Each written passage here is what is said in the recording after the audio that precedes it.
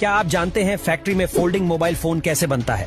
और क्या आपको पता है फैक्ट्री में एक फोन को बनाने में कितना वक्त लगता है? और कैसे फैक्ट्री में मोबाइल फोन की टेस्टिंग की जाती है? अगर आप भी जानना चाहते हैं तो चलिए हमारे साथ बने रहिएगा। हमारे साथ इस वीडियो में एंड तक। फैक्ट्री में सैमसंग के फोन्स को बनाने के लिए सबसे पहले इसकी आउटर बॉडी को तैयार किया जाता है, जिसमें एल्यूमिनियम की एक बड़ी सी शीट को कटिंग मशीन की मदद से कई छोटे छोटे टुकड़ों में कट कर लिया जाता है।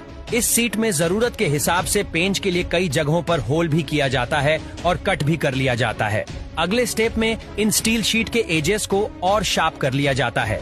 अब इन्हें एक बार पानी से वॉश कर लिया जाता है, जिसके बाद यह बनकर तैयार हो जाते हैं। अब बॉडी के बाद बारी आती है OnePlus के स्क्रीन की, जिसके लिए ग्लास को मोबाइल के साइज के हिसाब से कट कर लिया जाता है।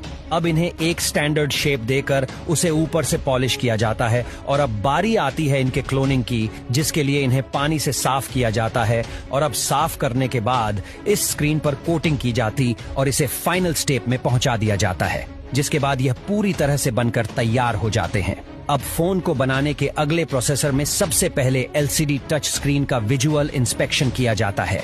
यह एक इम्पोर्टेंट रोल इसलिए भी प्ले करता है क्योंकि स्मार्टफोन की ज्यादातर चीजें इसी पर डिपेंड करती है।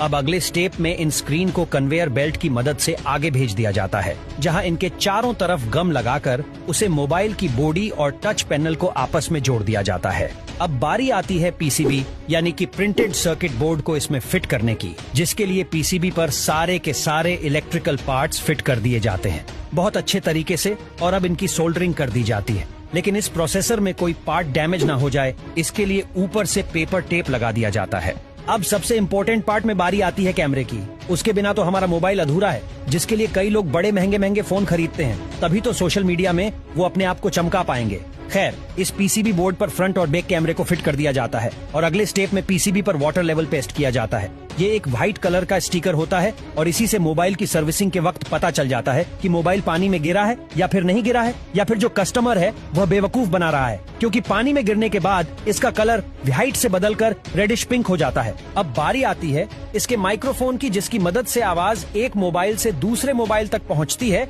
और इसको बॉटम हैंड पर यानी कि PCB में फिट कर दिया जाता है। अगले प्रोसेस में बारी आती है स्पीकर लगाने की। अब PCB बोर्ड में वाइब्रेटर भी फिट कर दिया जाता है। अगले स्टेप में LCD और टच पैनल से इस PCB को जोड़ दिया जाता है। अब मोबाइल बॉडी में साइड की तरह वॉल्यूम और पावर बटन को फिक्स किया जाता है। मिडिल पार्ट में वाईफाई और GSM को फिट करने के बाद मिडल हर्शिंग को सेमी असेंबल डिवाइस से कनेक्ट कर दिया जाता है, जिसके बाद बारी आती है मोबाइल टेस्टिंग की, जहां पर सबसे पहले रेडियो फ्रिक्वेंसी टेस्ट की जाती है, क्योंकि इसकी मदद से ही हम एक दूसरे से बात कर पाते हैं। अब जब एक